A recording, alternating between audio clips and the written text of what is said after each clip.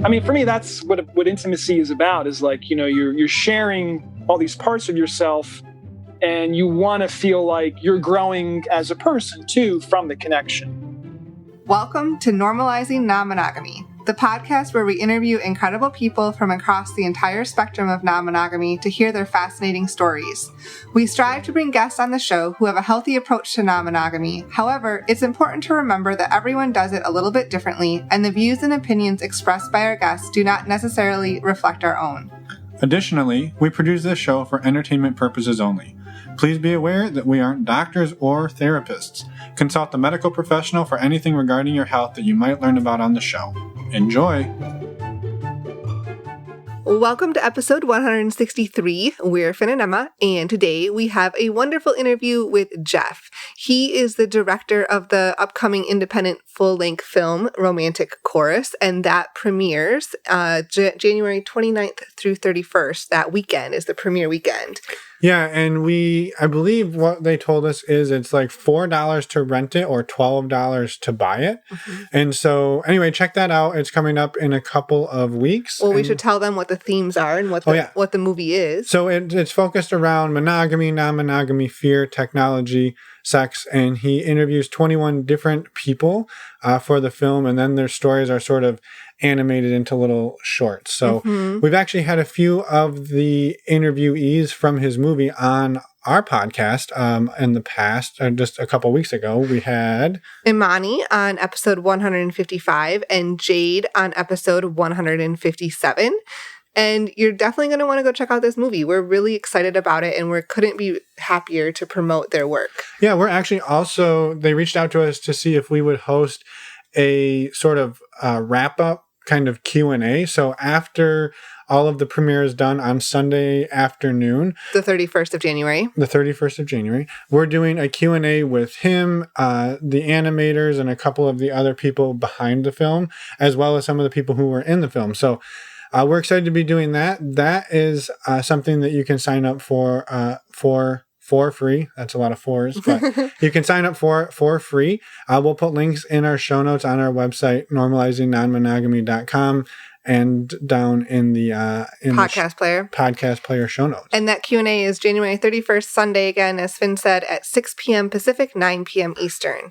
The other thing, so Jeff himself has been non-monogamous for the last 6 years or so, and he just has a wonderful approach to life and adventurous spirit. So this interview is really great, and we are really excited to get it out there. Yeah, it's awesome, and we're excited to see how his perspective on life is sort of shaped throughout the movie. So again, we're super excited for this. We're excited for this interview, and we're excited for the film. Yes. We have a couple of quick community announcements before we jump into the interview. The first one is regarding our blooper episode from a few weeks ago. We released it on New Year's Day, and one of the people who was in the blooper, who sent us a blooper, felt like after we published it that they were worried that they seemed a little careless with the COVID. So this was, if you haven't listened, this was a blooper. Basically, they went to a Halloween party this year, and the way that he said it, he felt like it made him feel like they just went to some like wild Halloween bash. And he wanted to clarify that it was a very small get together, and everybody who went got tested and quarantined for 14 days before the event. And so they have been very careful with this. But they've wanted to find a way to try to do something to bring a little joy and trying to do it safe. So yeah, and he was just worried because he forgot to mention that part in his recording. And we appreciate it because we're always touting how people need to be safe and cautious with this. And so we wanted to say thank you to them for clarifying this. And go check out the blooper video. It's not a video. The blooper episode from a couple weeks ago. Yeah, it was published on New Year's Day. Okay, other announcements. Our upcoming meet and greet is this Saturday. That's January 16th at noon Pacific or 3 p.m. Eastern. We're doing an afternoon four-way. Yeah, we're doing an afternoon four-way. Sure. That's bonus content. You have to pay extra to be part of the four-way. Only room for two other people, so it's an elite. It's elite meet and greet. So if you haven't been an elite and greet. Oh my gosh. If you haven't been to one of our meet and greets yet, virtual meet and greets, we get everyone together in a big Zoom room. We do some icebreakers and introductions, and then we split you up into small groups, and you go around and have a group of like 3 to 5 people, and we give you a talking point. You get to talk to everyone for 5 to 8 minutes or so. Come back to the main room. We mix them all up and send you back up. So it's really fun. We've had last time in December, our meet and greet had almost 50 logons. So yeah, they've been great. We've been having a great time, and I don't know, everyone's been loving them. So we're going to keep doing them as long as super fun. People keep loving them. They are open to everybody. They're $10 to get in.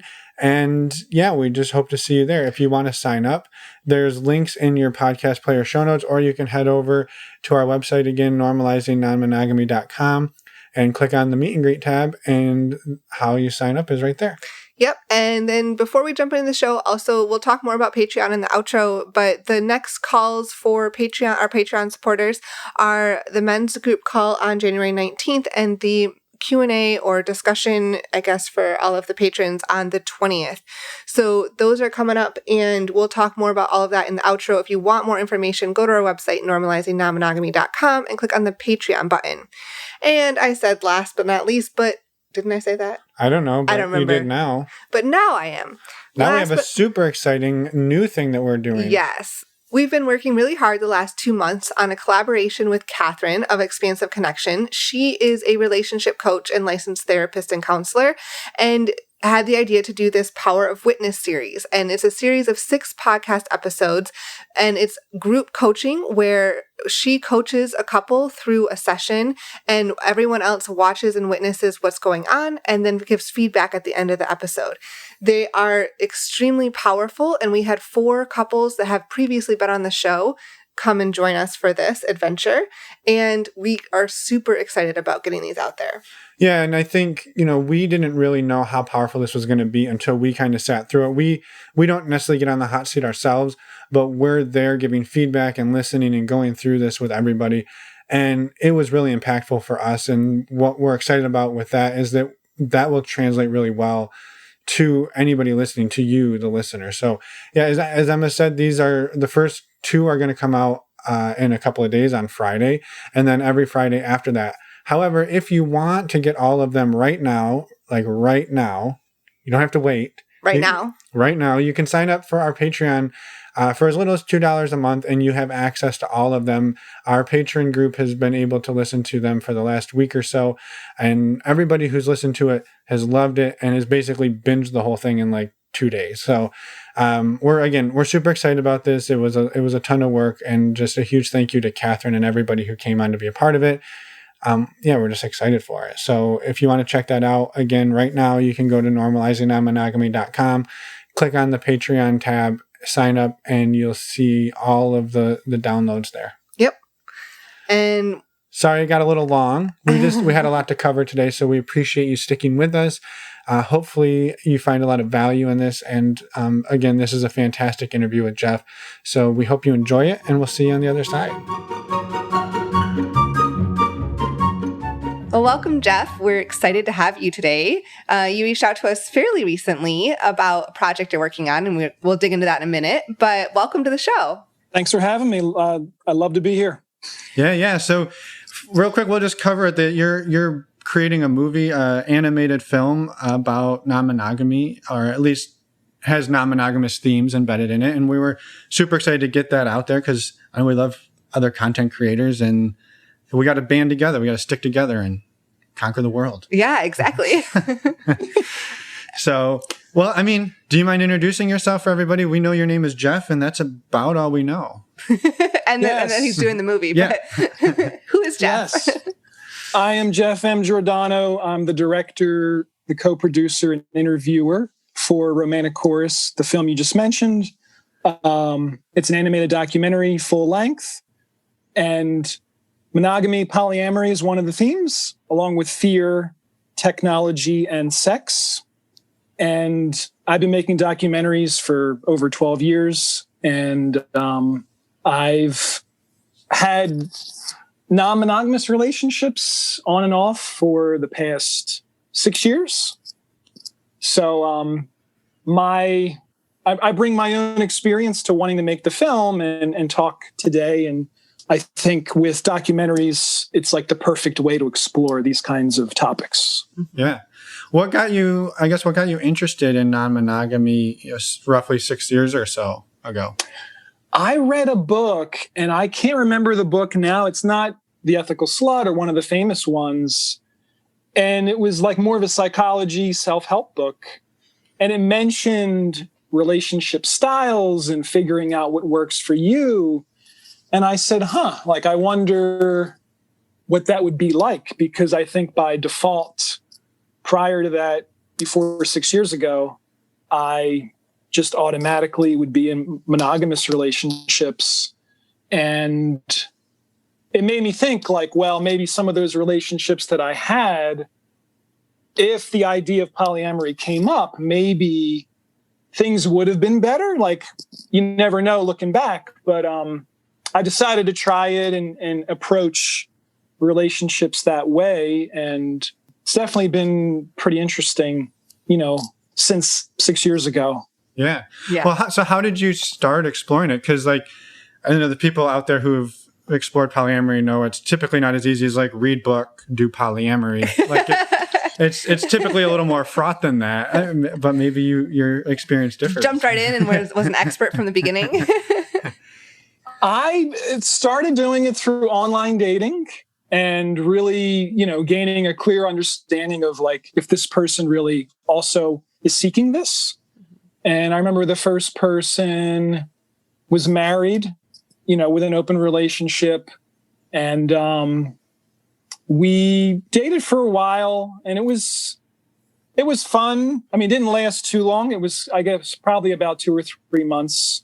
But I definitely learned a lot. And we had a lot of conversations about, what polyamory is and how long they've been doing it. And I found it to be freeing and liberating to, have the permission to see other people and not just seeing this one person. And then from there, I feel like I would have the pattern I would developed with me would be periods of being satisfied seeing one person and kind of having these monogamous chunks of time, but then wanting to, having the desire to see other people and still it being, being allowed to do so. Right. Mm-hmm. I don't know if you can remember back to the 6 years ago when you so your first non-monogamous experience is going on a date, presumably with someone who's married.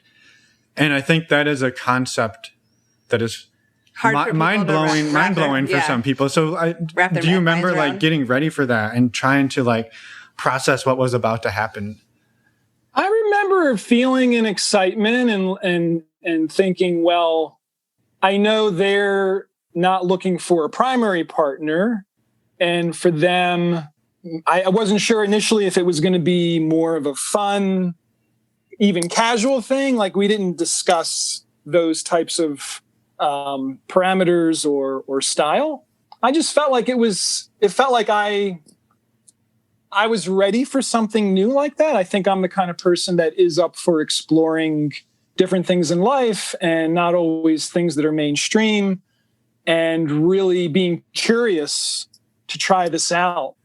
And I think their partner wasn't seeing other people, but I think due to their partner's job, they were very busy, but they were allowed to have other connections and relationships.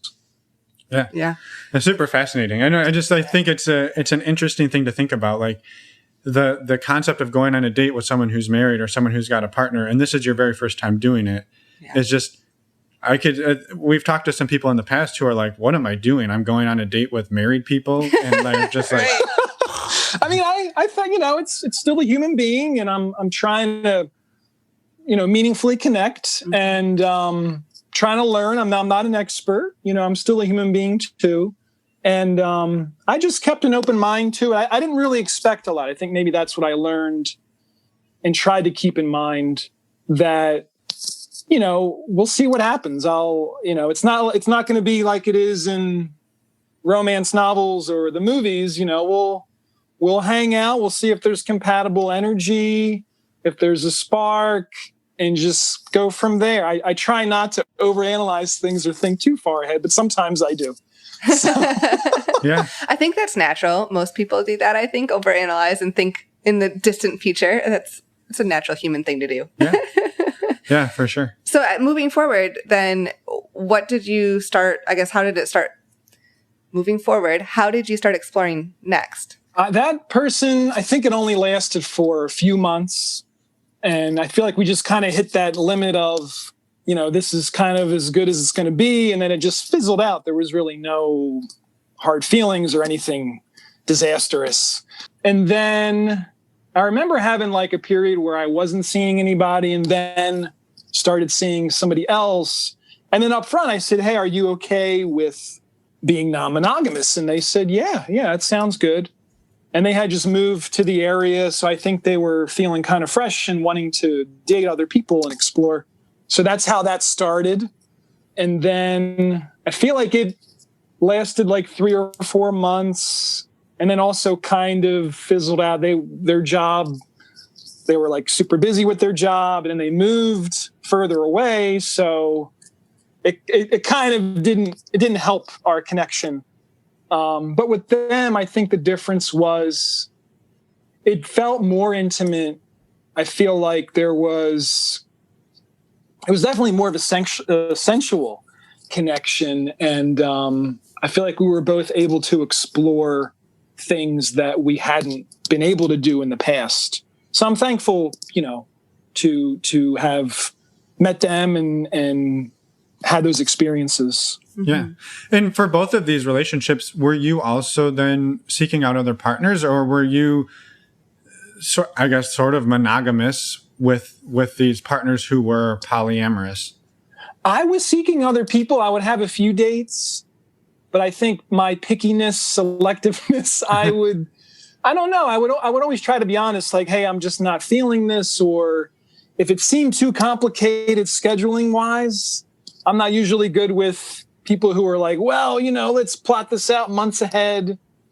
So it did wind up with the second person being more indirectly monogamous. And I think for me, if the compatible energy is there and I feel like, my intellectual, my sensual, carnal needs are satisfied, my emotional needs, then I might just say, hey, I just want to see this person, or maybe I'll go on a date here or a date there, but I won't actively search for new partners like a lot. Yeah. Oh, that makes sense. Yeah. And before reading the book that you read 6 years ago, had you ever considered it, thought about it, heard of it, or was it like you read this book and it just, your mind was just opened up?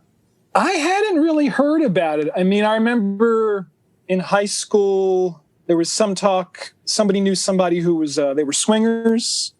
So I don't think that was it gave me like a little bit of a glimpse, but I still didn't really fully understand it. And then when I was a trash man in New Jersey, one of my coworkers claimed that, that with their partner, their spouse, they would have threesomes and and all this kind of sensual fun. So that gave me a little more of a clue, but I still didn't really fully understand it, and I was never presented with it. I never had a partner that brought it up. Yeah. So it wasn't really even in your mind at all. Like, it was just not even really a possibility. I do love though that like you read a book and you're like, hey, you know what? I'm going to give it a whirl. Yeah. I just think that's really an open-minded way to live. And I guess I really appreciate that. Thank you. I guess moving forward a little bit, we can go back and ask more questions about your past, but I was curious, what does your relationship dynamic look like right now? Right now, I've been working on this project, so I haven't had like a ton of time to date or seek romance, but I feel like what would probably work for me best, ideally, and it can't always, go as you plan, but if I would be able to develop a connection with somebody, say for a month or two, be monogamous, and then have a conversation like, how do we both feel? Do we want to see other people? Do we have the time? What do we really need? And just going from there. I feel like that would be the best scenario, because I would like to have a primary partner and somebody that's kind of, emotionally anchoring. And so I would probably seek that structure moving forward. Mm-hmm. So that's not something that you've then experienced in the last 6 years as much, or it's not what you wanted. You haven't found exactly what you wanted.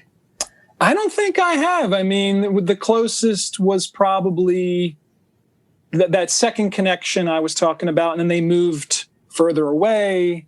That would have probably been the closest to a primary partner. Right. Yeah. Right.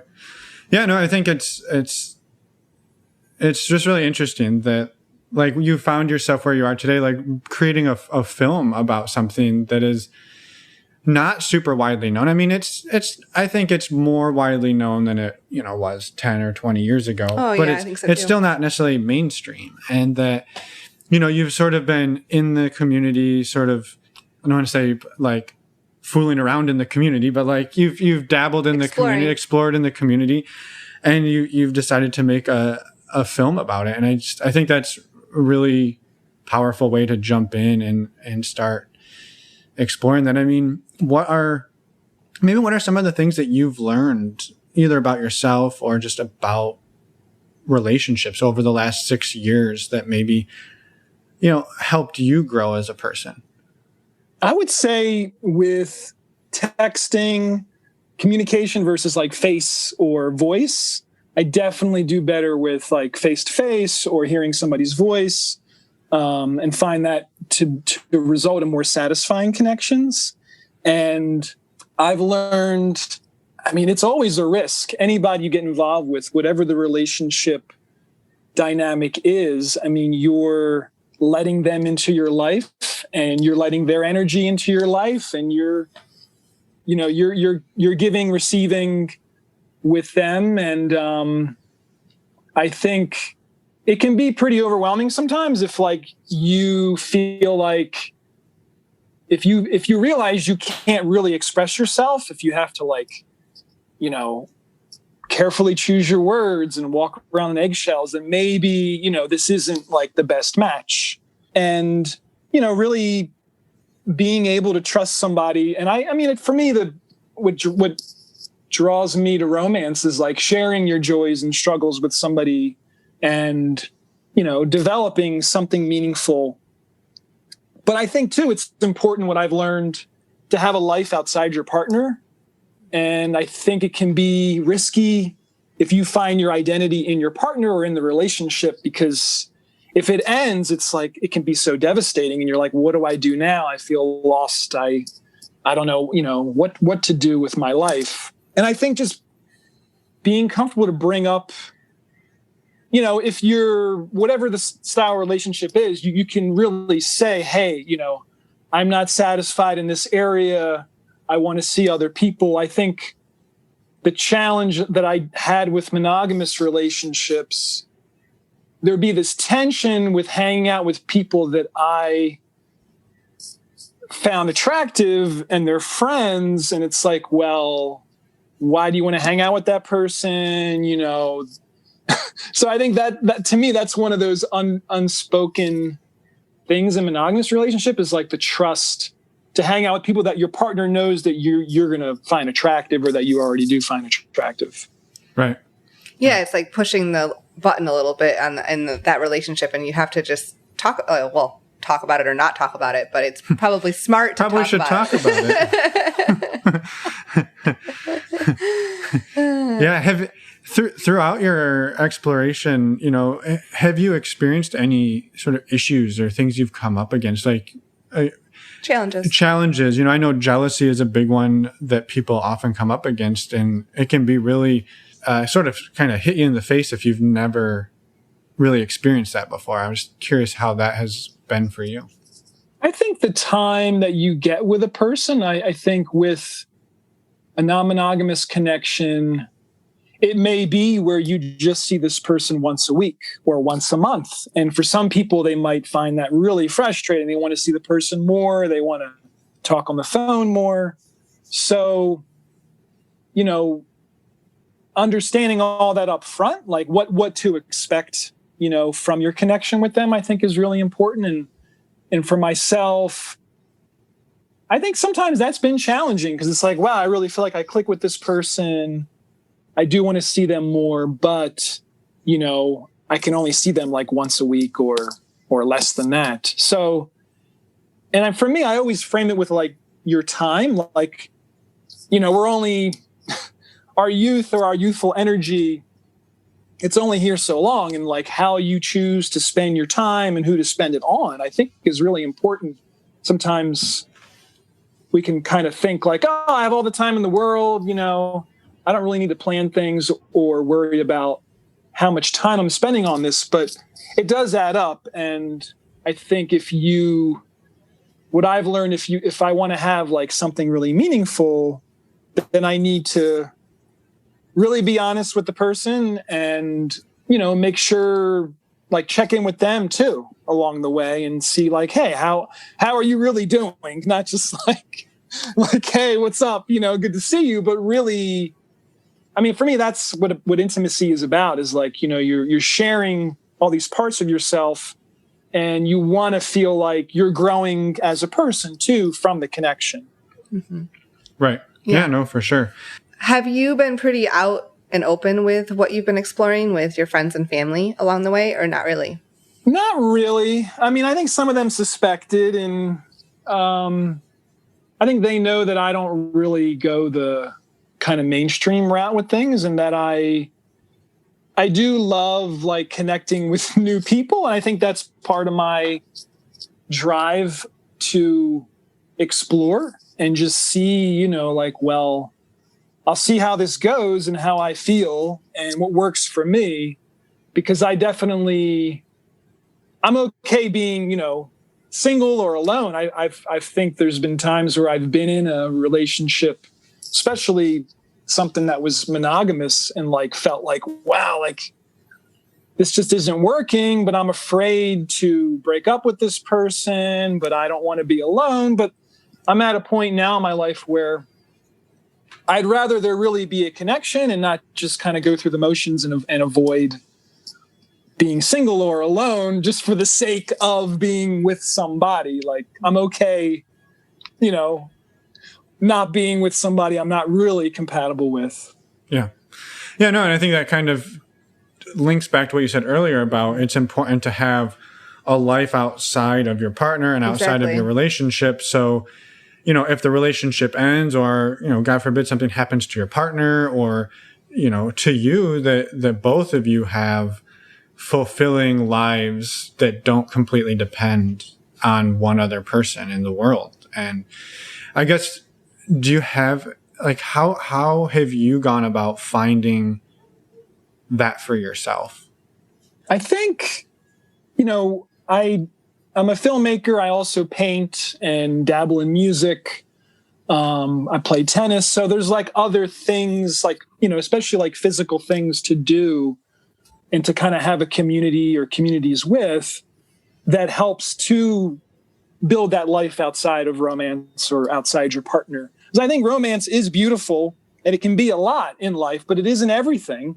You can still be happy. I think in our culture, there is this kind of internal shaming, like, well, why aren't you with somebody? And look how old you are and what's wrong with you? And it's like, well, it's okay. Like, you don't need to always be in a relationship or always need to be dating. And if anybody hearing this is single, like, use this time to like cultivate yourself and your own goals in life, your own passions. Like, it's okay to, acknowledge your feelings, but don't dwell on it and spend like the whole weekend thinking like, wow, this sucks. I'm single. I'm alone. I'm terrible for not being with somebody. Like, I think that's something that I've learned myself. It's like, it's okay. It's just, and sometimes it's good to take a break from dating or from relationships to just get to a point where you feel like you've cultivated yourself and, you understand yourself better and what your needs and wants and goals are, because those things may change over time. So, I have a friend who keeps a diary for 1 year.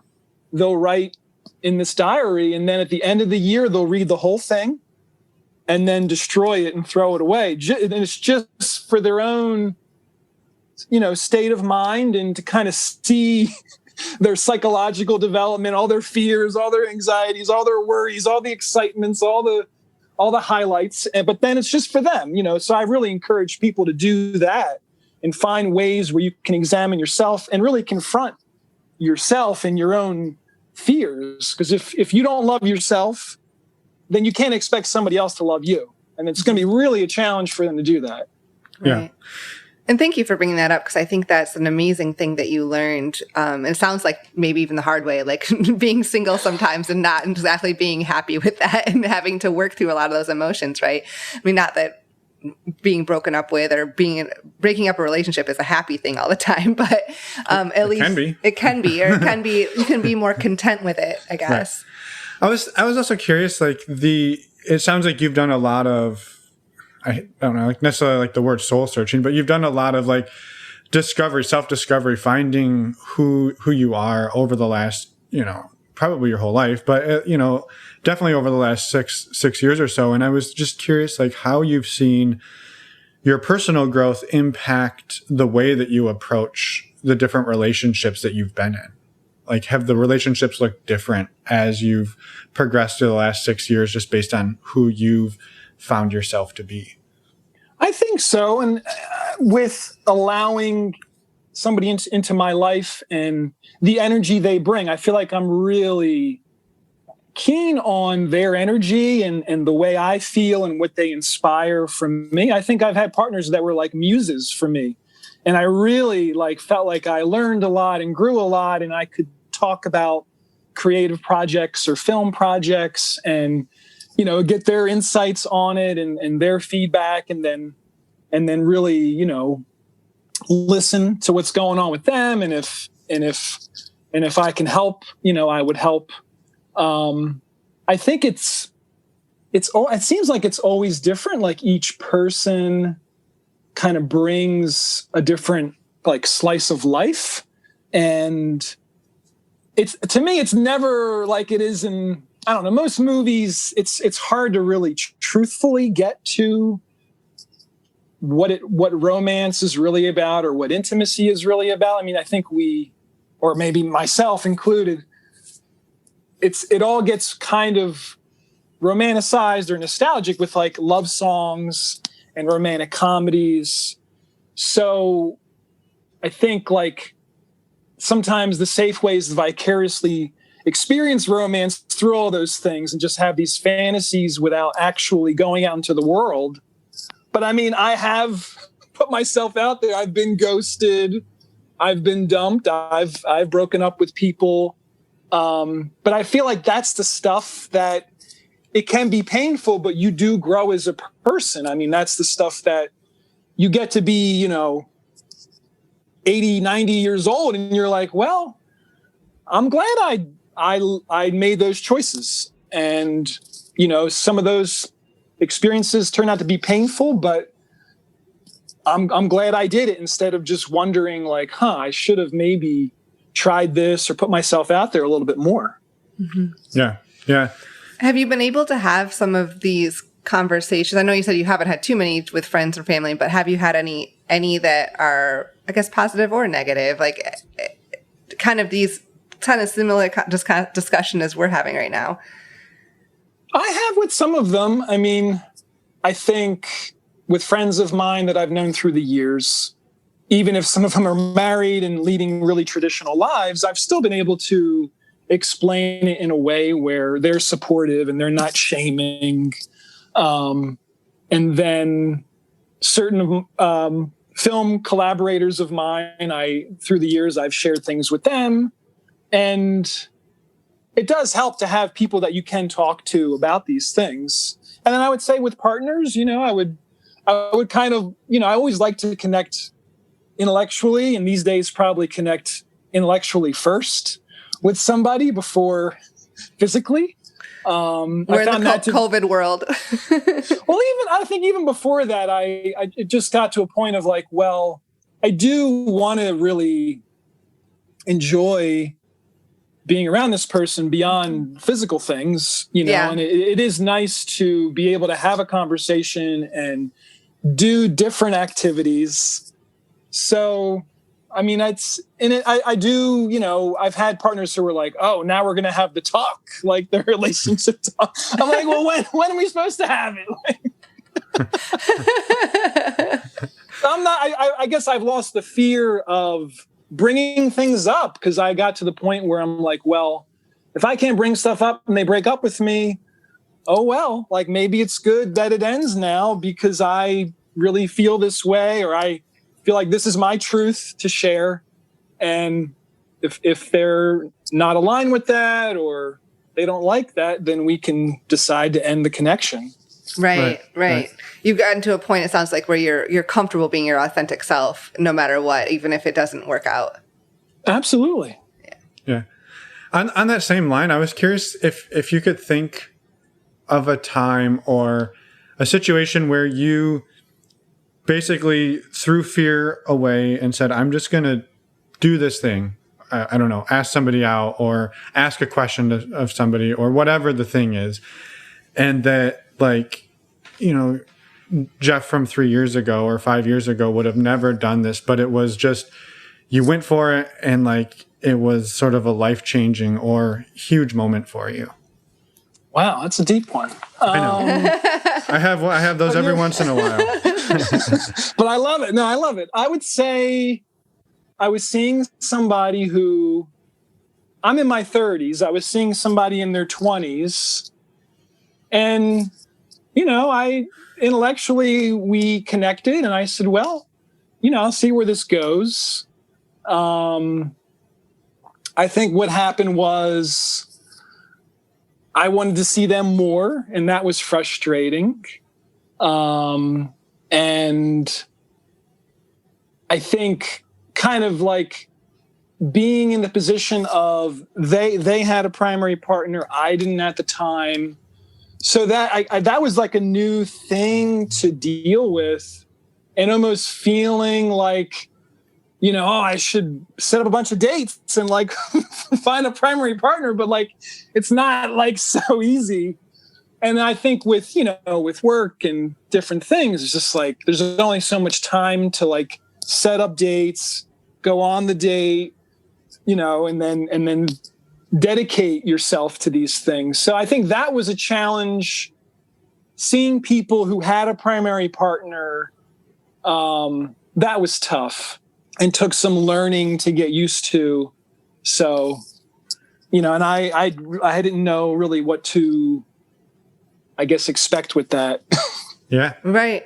Well, it makes sense. I mean, that's what you're ultimately looking for as a primary partner, and then you're kind of experiencing that. You're like, well, should I go and try to find this right now? How patient should I be? How much energy should I put towards it? I mean, but then there would be periods where I'd say, well, the way my filmmaking life is and my work life is, like, I kind of enjoyed not having a primary person and just being able to see people and connect and then do my own thing. Because I was in, a long monogamous relationship years ago. And I think since then, I've been really careful who I really dedicate myself to and wanting to really make sure. So I think there would be waves where I'd say, wow, this is kind of nice. Like, I can do whatever I want to do and have that freedom without, coming home to somebody or talking to somebody every day. I can just see, people as I want. So I think that was maybe something that I experienced, like both ways of that. Yeah. Right. Yeah, no, that makes sense. Could you see yourself in the future ever being in a monogamous relationship again? Like, if that's what the other person wanted, or if that's what you think you would want again? Yeah, or if that's what you would want.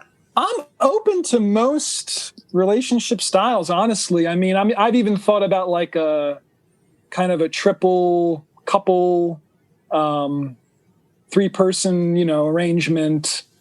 I would be open to something like that. I think it just depends on if I really get down to knowing somebody, and, if I feel there's this emotional capacity and companionship and trust, and our collective sensual, carnal desires are satisfied, and we can laugh together. That's really important. I'll say to everybody, is like being able to laugh with your partner or partners is like life or death. We really do need that, especially today.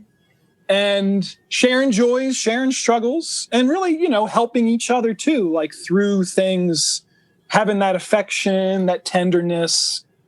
That's the stuff that I think if I had all that in one person, I would consider being monogamous. Mm-hmm. So I'm open to it. I like to keep an open mind to that kind of a thing. Yeah, I think that's a great approach. Yeah. I was curious, like, on the movie, and maybe talk a little bit about, like, the inspiration of the movie.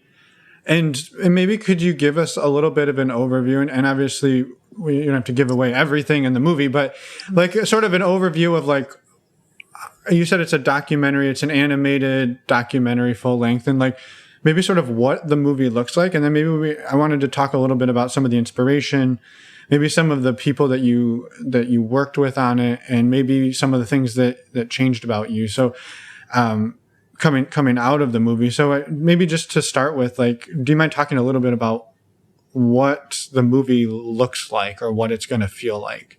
Sure. It's called Romantic Chorus. It's an animated documentary, as you said. It's being created right now by 17 wonderful, talented, amazing artists all around the world. We have animators in Australia and Europe and Canada and Mexico and the States, the UK. And I've been making documentaries for over 12 years now. So my previous films were about poets and artists and their communities. And I really wanted to make something that was like totally different and that would be about romance. And I think back to what we were saying earlier with choosing the themes, the first theme being monogamy, polyamory, the idea of happiness being like, this, I think it's a myth of like, I just need one partner and everything will be fine and I'll feel complete. And it's the last piece, for the puzzle in my life. Like I said, monogamy, polyamory needs to be a theme. So that's the first theme. And then sex being a theme, and including even sexuality, because with the interviewees, there's 21 people across the spectrum of gender and cultural background and age and orientation. So sex being the second theme, and then fear being the third, and then technology being the fourth. And deciding to have it animated, I felt like would really connect with people on a visceral level and also be entertaining. We have rotoscope, we have stop motion, we have 2D animation, we have hand-drawn, pretty much every style of animation. And I felt like that would be a film that I wished I watched when I was 21, because I feel like I would have learned like so much and just been really, I probably would have watched it like 3 times. Yeah. Well, and so the way that it flows is that the 21 different people you interviewed, the things that they're saying in their interviews are then basically let's say their thoughts are projected into the animation. And so it's an interview-based documentary on.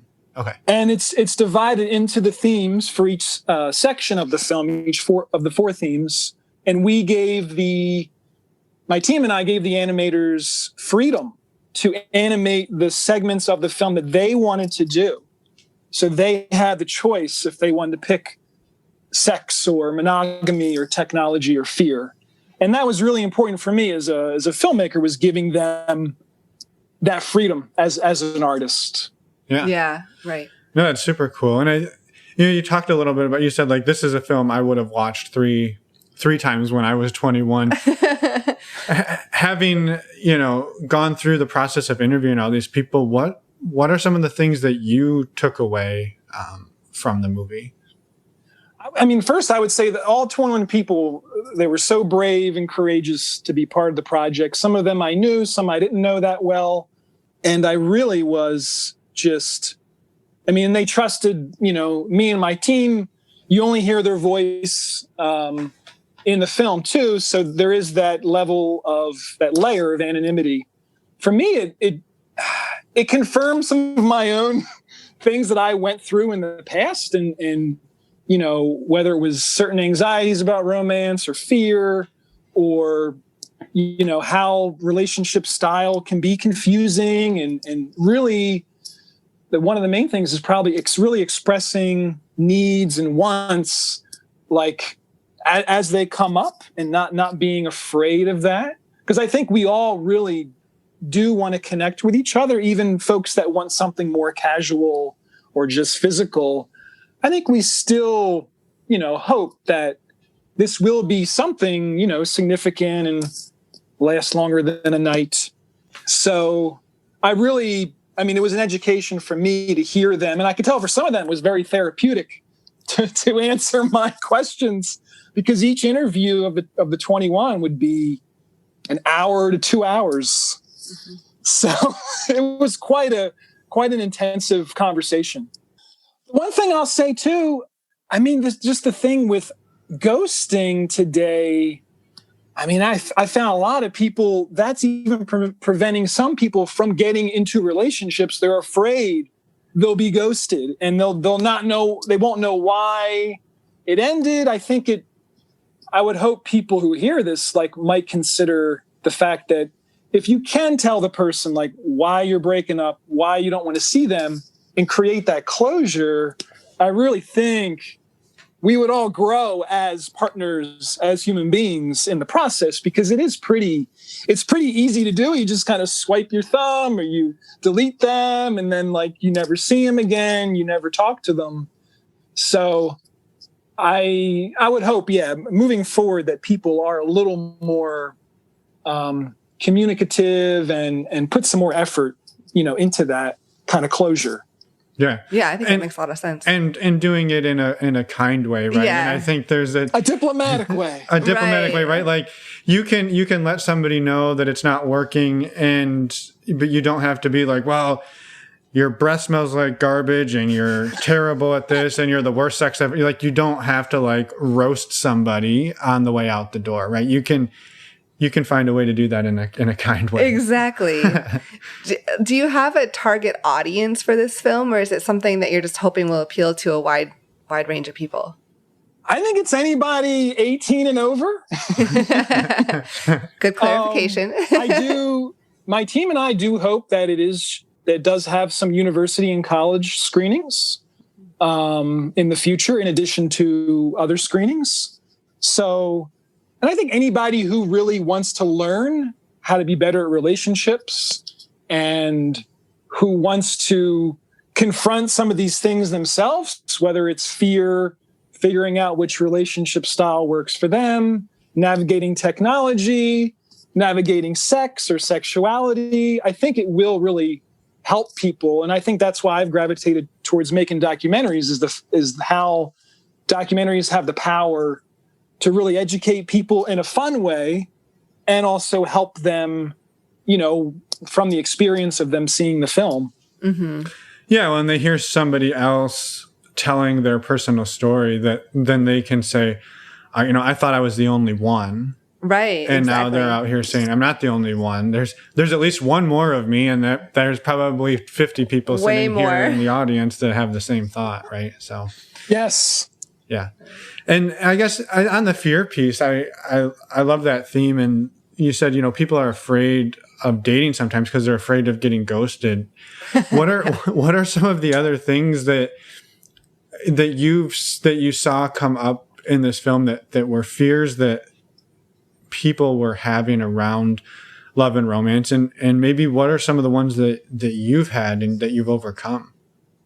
For the film, I would say there is somebody that talks about being alone and dealing with that and kind of learning how to channel their energy if they don't have any dates this weekend. Like, well, what else could I do to kind of constructively use my time?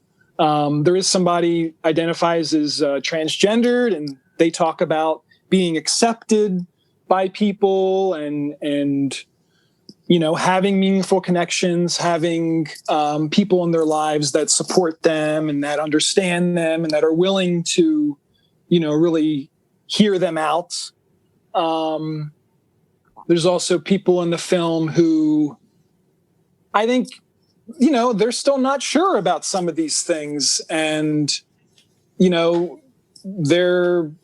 they're maybe still single and still like, well, I really do want to find somebody or find multiple partners, but, I'm still kind of working at it and learning and getting better at understanding my own needs and wants. Mm-hmm. And then for myself, fear, I think I would say the things I've overcome would be, if there's things to explore. I mean, whether they're like physical, intimate things or just like, hey, like, let's go out and do this or do that.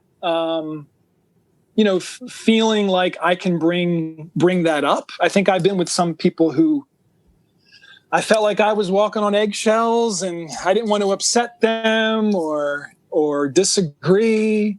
So I just kind of went along with it and let things go when I maybe wanted to say something or I wanted to disagree. So I feel like I've learned to get over that kind of a fear, and just being okay if it ends, being like, well, if I can't be myself, then maybe we shouldn't be together, Yeah,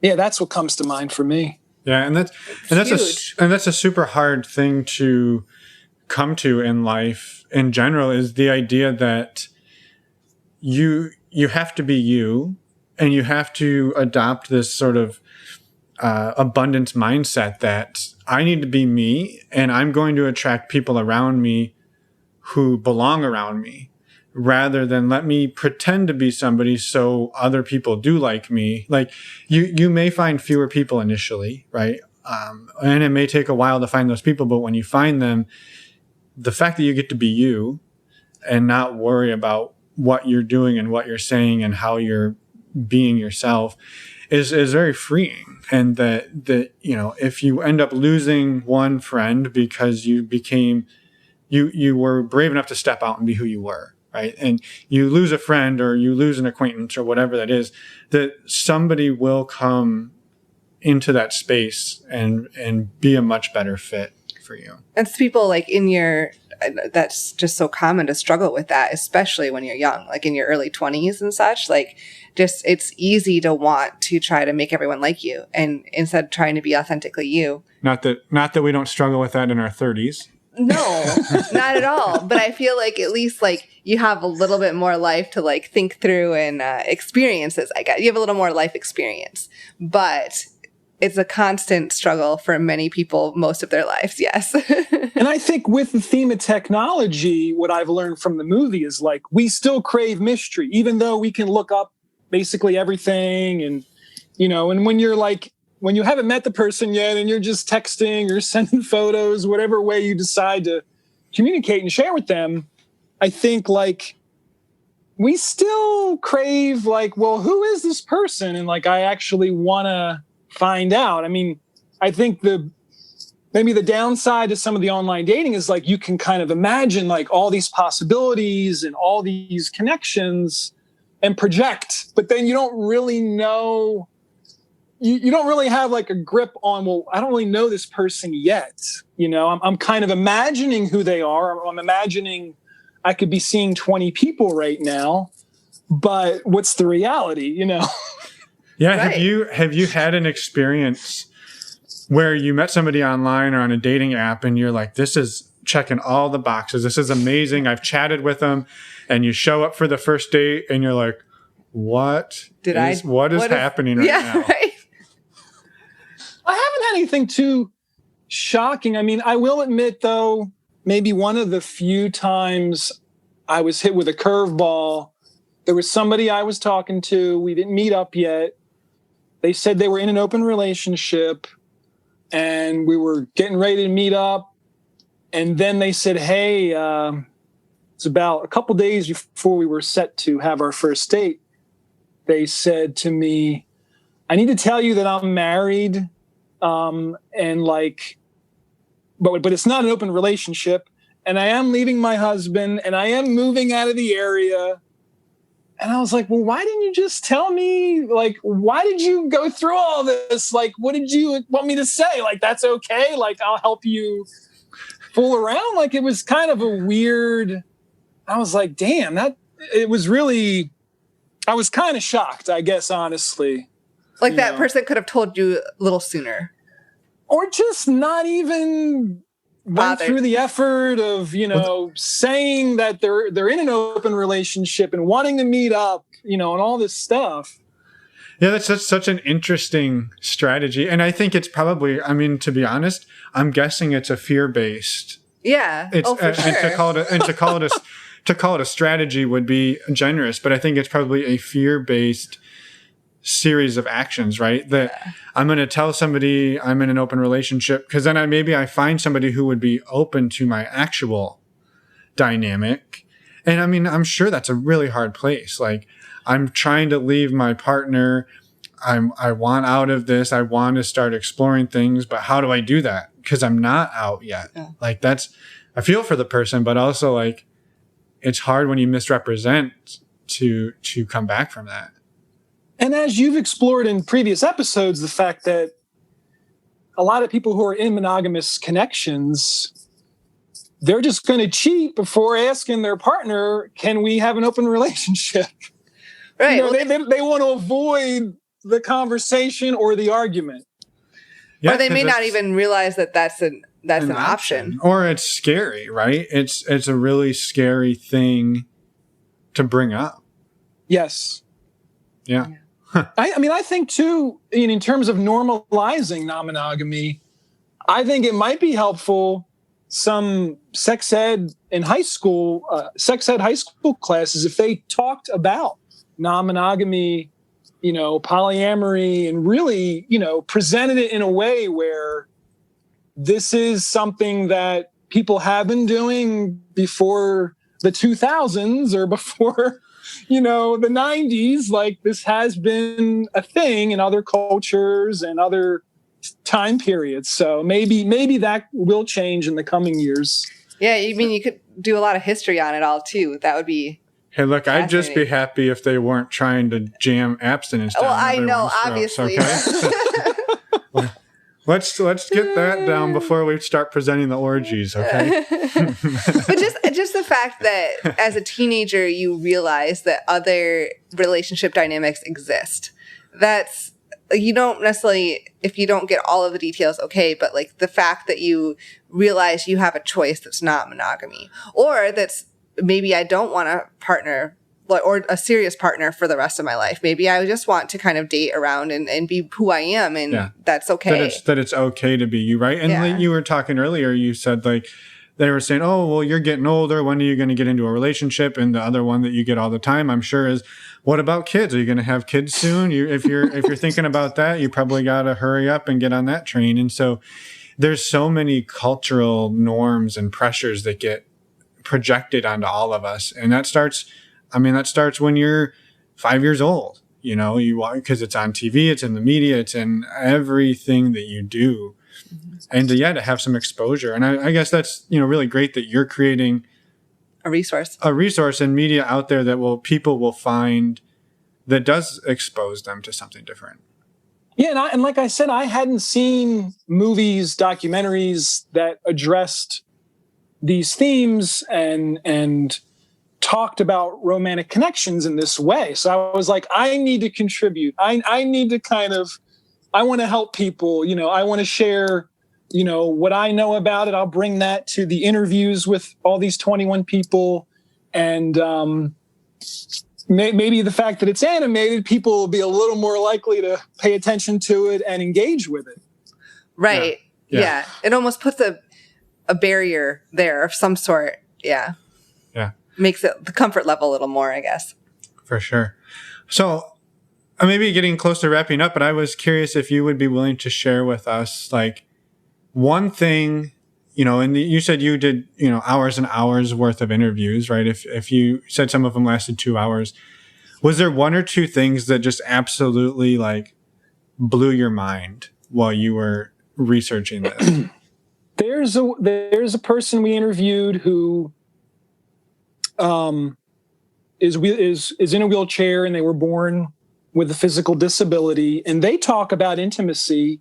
They talk about the fact that they can still have an orgasm, and they were very frank with their experiences.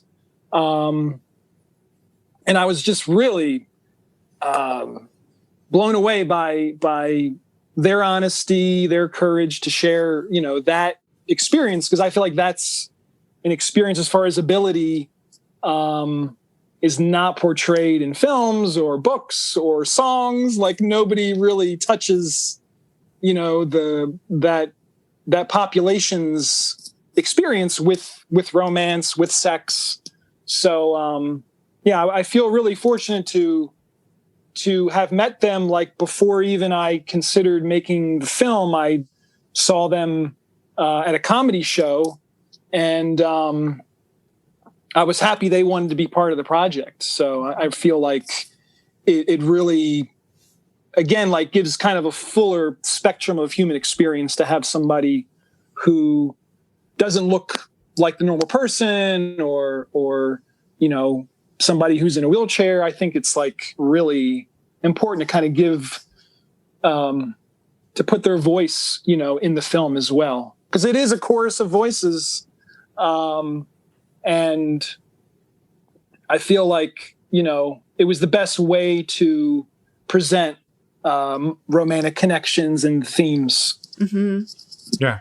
No, that sounds amazing. Yeah, no, that's incredible. And I think, I know I'm excited. I assume Emma is as well. Of course. For the film to come out. I can't wait to see it. Yeah, it's super exciting. And we're really, again, happy that you're putting together this type of work, and honored that you came on to share your story with us and to be a part of it. Yeah, thank you so much for your hard work and for all of this. Yeah. To me, it's all fascinating. I probably can make another film in another country with 21 new people. I mean, that you can talk endlessly about these topics. Oh, yeah. Right? Yeah, yes. For sure. Absolutely. Well, is there any final thoughts that you wanted to leave us and the listeners with before we let you get along with your afternoon? I would say that, obviously right now, I think if anybody is single right now, I'm sure they feel like it's even harder than it was a year ago to date. But I would say, still take your time. Don't give in to desperation. Use this time to cultivate your passions, your goals in life. Don't let, being single rule your identity or make you feel ashamed. Just hang in there and try to continue to meaningfully connect with people, because we do desperately need each other still. And we all deserve to be loved and to love other people. So I'll end on that. Yeah, no, that's wonderful. A wonderful way to end. And thank you so much for your time and for the work. And we'll be in touch. Yeah, thank you so much. I'd love to come back. Let me know. It was a good time. Thank you for letting me share my experience too. Absolutely. And we're excited to get this out in the world. And we're back. Thank you so much to Jeff for reaching out and coming on the show, sharing your story, as well as doing the amazing work for the movie that is coming out soon. Romantic Chorus is premiering January 29th through 31st, with our Q&A that we're doing collaboration with them on the 31st at 6 p.m. Pacific. So if you want to sign up for that or get the movie, go to our website, normalizingnomonogamy.com, go to the show notes, or in your little podcast player, there'll be links there as well. Yeah, the movie to rent is just a couple bucks, and to buy it isn't much more. So, I mean, we'd highly encourage you, if you're able to support work like this. It's fantastic, and it's independent work. So, any little bit helps. And the Q&A afterwards is free. We're doing that with him and the rest of the team. So come check that out. It should be fun. And yeah, we're really excited. So yeah, as Emma said, thanks again, Jeff, and the rest of the team for putting this together. As Emma mentioned at the beginning, in the intro, we wanted to just give anybody who wasn't familiar with Patreon a little bit more information on that. First of all, a huge thank you to all of our current Patreon members. We're sneaking up on 150, and it's just amazing. It's been the thing that's gotten us through 2020, or got us through 2020. Shit, we're in 2021 now. It's over. We're done with 2020. So really, really quick here. Yeah, we've got levels of $2, $5, and $10 a month, and you get various different things. So we do a monthly Q&A and group discussion. We have an ongoing MeWe chat room. We have men's calls, our men's group, women's group, and we do game nights. We do all sorts of stuff with this group. It's fantastic. It's an amazing group of people. We've met some lifelong friends out of this. And so just check it out. If you're looking for community right now, it's kind of a tough time to go out and meet people. And we've been having a great time with this. So anything I missed, Emma? I don't think so, except though, if you want more information, go to our website, normalizingnomonogamy.com, and click on the Patreon button. While you're on your website, you can also go check out the show notes for the podcast. You can go look at most of our guest photos, as well as links to everything that are mentioned in the episodes. And you can also contact us. There's ways to email us or leave us a voicemail. We'd love to hear from any and all of you. Next week. Well, one other quick thing. One of the major perks that everybody should remember is that they can go and immediately listen for the Patreon perks. They can immediately listen to all of The Power of Witness, which is dropping on Friday. Yes. Also, you get discounts to our meet and greets. Oh, we have a meet and greet coming up, do we? We do, this coming Saturday, the 16th, in case you missed it. Or Sunday if you're in Asia, apparently. Yep. We learned that. It'll be really early in the morning on Sunday, but it is noon Pacific, 3 Eastern on Saturday afternoon. And yeah, again, we talked about this in the intro, but it was just a quick reminder. We hope to see you all there. And next week, we have an interview with Leah and Mark. Yes, we do. And I'm just going to leave it there because I don't want to ruin anything. You don't want to ruin it. No spoilers here, folks. We'll see everybody in a week. And we promise not to be as tired then. Yes, exactly. Bye, everyone. Thanks for listening.